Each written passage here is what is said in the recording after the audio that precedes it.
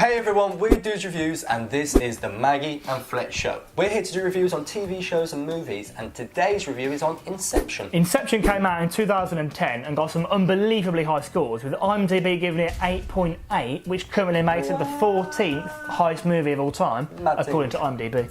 And Rotten Tomatoes 86%, which is still unbelievably high. And now Max is going to do a very quick synopsis. So this film is about a man who infiltrates your mind through dreams. Yeah, and this guy's Cobb, the main character. He's played by Leonardo DiCaprio. We've also got Joseph Gordon-Levitt. There we go. Joseph Gordon-Levitt, who plays Arthur, one of the main characters. We've got Ellen Page, who plays Ariadne, how we want to say it, and Tom Hardy, who plays Eames, or Ames. They're very weird names. Yeah. Tom Hardy, we probably best know for, well, also Bronson, Dark Knight Rises, plays Bane, obviously. Ellen Page, Juno, X-Men, plays Kitty in X-Men. Yeah. Joseph Gordon-Levitt, yes, got it right that time. Dark Knight Rises also, and 500 Days of Summer. And Leonardo DiCaprio, just every good movie that's ever come out. Yeah. Wolf of Wall Street, Titanic, Departed, take your pick. Now I always say behind every TV show and every movie there's a meaning behind it. And I think the meaning of this one is what you really want isn't what's best for you at times.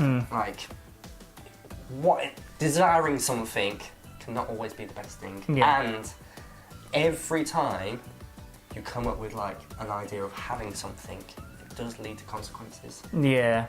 I mean, this movie's just absolutely brilliant. Christopher Nolan at his finest. But obviously, he's one of the best directors. He's pretty objective. Yeah. He's higher tier. He's good, and he absolutely smashed this. It took him 10 years to write the screenplay for this, apparently. I think I read somewhere that he was like trying to do it in like less than a year. That's pretty. It took him 10 years, it's a long time, but it absolutely paid off. It's unbelievable. Decade. Yeah, a decade. And it's so unique. It's just such a brilliant novel idea, and the principles and context he brings to it. Really, definitely. Good. And how unique it is. Well, whenever I think about films, I always think, oh, you can compare it or you can interpret it into something else.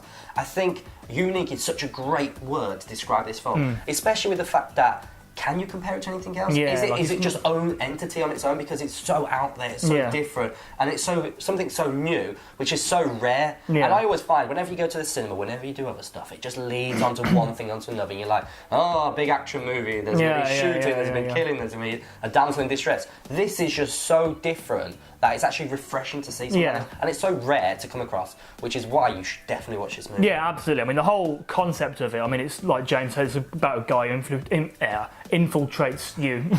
Come on, he comes after you. Through your dreams. I mean, in my opinion, it combines really well, like this, like fictitious story with like real psychological principles, like dreams. Like obviously, everyone probably heard of Sigmund Freud, the one who was like, everyone dreams having sex with their mom and dad and stuff like that. He's a weird guy. I think he was on crack cocaine most of his professional career, so don't listen to him. But all those like principles of dreams and dream analysis, it's so relevant actually, like even in like today's scientific world. Yes. We live in the correct. And, it just makes it all that more real and all that more enjoyable, really, how it's taken like a slightly fictitious twist on a very true and very relevant idea. Yeah, and then talking about this kind of consequences and other things leading on from one another, this film makes me think of like the butterfly effect or the ripple effect, both where it's like if you kill something, then maybe it might kill off a species of a kind, or the ripple effect, like if it, not always that extreme. Yeah, not always that extreme, but then imagine like the that ant you trod on, no more horses. That's it, donezo. But imagine like a clean, empty, quiet, pristine lake, and you throw a stone in it, the ripples, it's basically that is interpreted into this film almost in an odd way, very unique, very uniquely done, but it's about like doing something causes effect, and it's all about cause and effect. Quoting Matrix.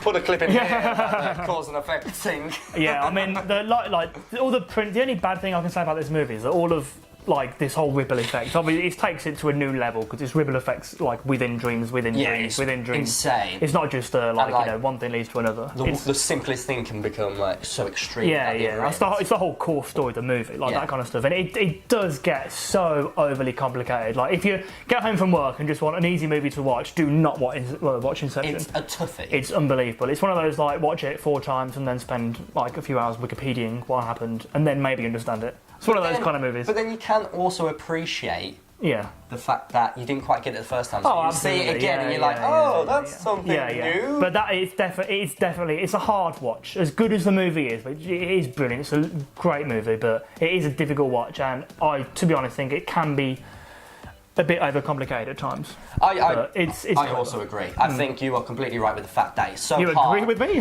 This is outrageous! Never done before. But it's basically about the fact that I also think this film is very hard to watch, even though it's so good, so amazing.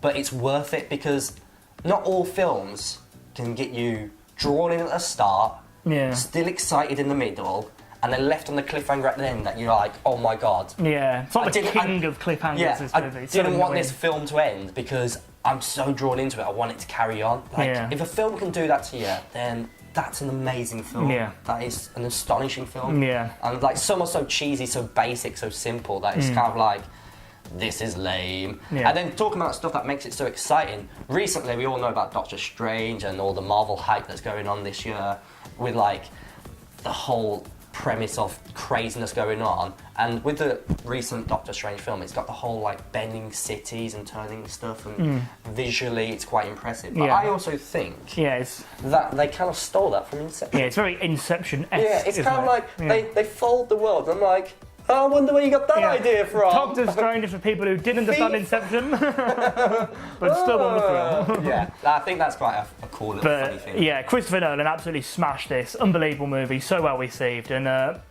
something I really enjoy about this is that Christopher Nolan, he's known for using a set amount of actors in quite a lot of his movies, you could say. No. So, so Christopher Nolan, Inception, also did the Dark Knight trilogy. Okay, so we all what I've already said from before, in this movie we've got Joseph Gordon-Levitt and Tom Hardy, who are also in the Batmans. Yeah. Then we've also got in this movie Marion Cotillard, Michael Caine, Ken Watanabe, and Cillian Murphy, all of whom are also in The Dark Knight Rises. Well, the Dark Knight trilogy. He likes to keep his friends close, doesn't he? And also his music. Moving on to the music bit, Hans Zimmer is the composer for this movie, and he does loads of Christopher Nolan stuff. Like I think he did all the Interstellar soundtrack and pretty incredible. Yeah, lots of Hans Zimmer stuff. And there's a track that we're going to single out in this one. It's by Hans Zimmer. It's called Time, and it's unbelievable. It's so good. Listen to it, turn the volume up very loud. It's really cool. So we always say music makes the movie. Music makes the movie. It does. It makes part of the movie in this really good. It's good anyway. It's great. Yeah. So we've been Dude Reviews, and that was Inception. Leave a like in the description below. And if you do watch it, let us know what you think in the comments below.